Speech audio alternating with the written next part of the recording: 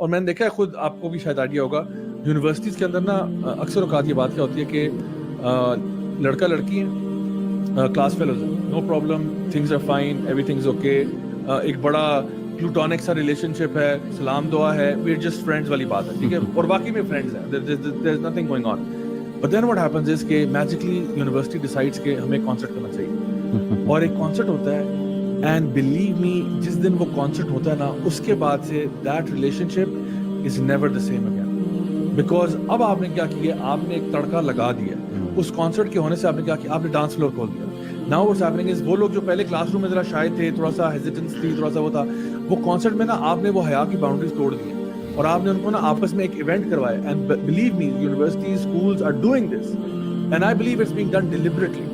جان بوجھ کے ایسے ایونٹس کرواتے ہیں, سال میں دو چار ضرور کراتے ہیں. کیوں کراتے ہیں؟ اور مجھے بھی پتا ہے, آپ کو بھی پتا ہے, آپ لوگ بھی یونیورسٹی سے ہو کے آئے ہیں, کہ these are the events that become very memorable for you, and these are the events that you know